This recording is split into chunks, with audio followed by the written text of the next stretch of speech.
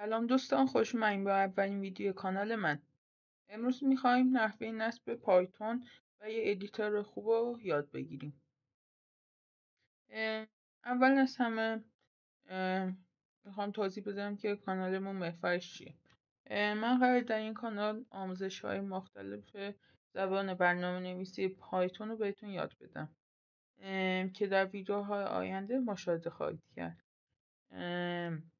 فعلا بیاین نصب کنیم پایتون. خب اولین قدم اینه که بیایم تو سایت python.org python.org.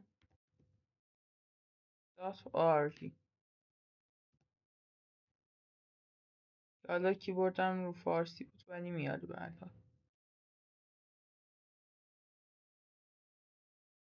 منتظر میشیم باز بشه سایت. خب همینطور که مشاهده میکنید یه سایته که امکان داره که ما بیایم اینجا و پایتون رو دانلود کنیم. میایم تو بخش دانلود. بسته به سیستم عاملتون میاین انتخاب میکنین که من ویندوزم. بیاین نسخه مربوط به خودتون رو انتخاب میکنین. اینا نسخه مربوط به ویندوز 7 و بالاترن که برای من که ویندوز 11 مناسبن. نسخه های مختلفی هم اینجا هست. شاید میریم پایین قدیمی ترین نسخه ها همینطور که مشاهده میکنید. مثلا اینجا 9 11 اینا و همینطور که میبینید قدیمی تر میشن نسخه این و یعنی جدیدترین نسخه رو دانلود میکنیم که دسامبر 24 3 دسامبر سال 2024 دانلود میکنیم. فقط حواستون باشه که 64 بیتی یا 32 بیتی بزنین بسته به سیستم خودتون.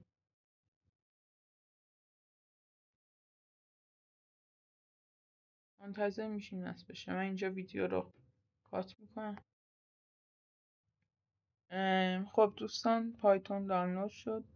بریم نصبش کنیم رو سیستم.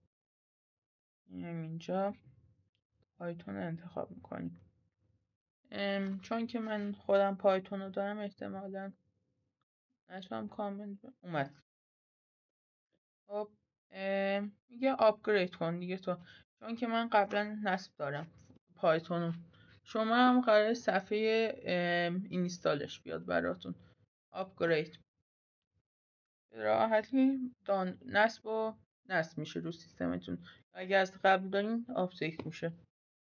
منتظر میشین این نوارش پر بشه به صورت خیلی ساده. من قطع میکنم، استاپ میزنم. وقتی پر شد ادامه. خب دوستان، پر شد اون نواری که گفتم. بعد از پر شدن نوار این صفحه میبین. احتمالشون که شما دارین نصب میکنین یه چند تا نکست هم باید بزنین. خب الان تموم شد. میایم کلوزش میکنیم. خب بعد الان ما به یه محیطی لازم داریم که کدامون رو اونجا اعمال کنیم یا کد بزنیم اصطلاحاً در اون مکان. که برنامه‌های مختلفی هم وجود داره که شما هر کدوم خواستین میتونین استفاده کنین، مثل ویژوال استودیو کد یا همون مثلا میگم وی اس کد یا هم پایچارم که همشون خوبن، اوکی‌ان. میایم میخوایم از ویژوال استودیو کد استفاده کنیم. اینجا میایم مینویسیم وی اس کد.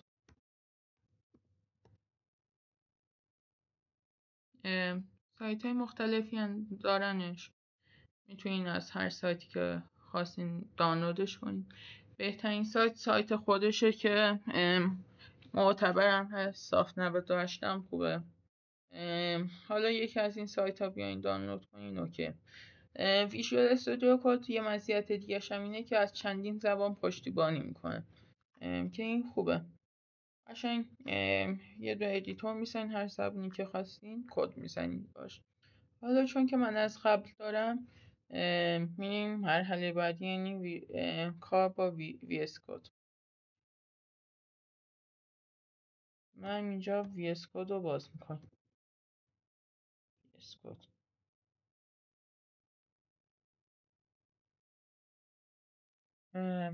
خب ویژوال استودیو کد اومد بالا.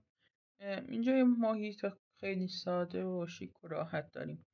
اینجا یه بخش داره که میتونیم افزونهای مختلف بزنیم، مثل پایتون، این حالا پایلنز مختلفن دیگه. اینا لازم نیستن برای شما، اینا برای من برای وب. HTML CSS هم که هستن. حالا خواستین زبونهای دیگه هم دسترسی داشته باشین وجود دارن.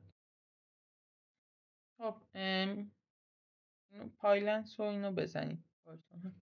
خب بعد میایم تو قسمت فایل، نیو فایل میسازیم، پایتون. اینجا دیگه کد نویسی ما شروع میشه. خب از این به بعد میمونه برای ویدیو بعدیمون. حتما ویدیوهای کانال رو دنبال کنین، کانال رو سابسکرایب کنین که به محض ویدیو بعدی با خبر بشید. فعلا خداحافظ. به امید دیدار در ویدیو بعدی.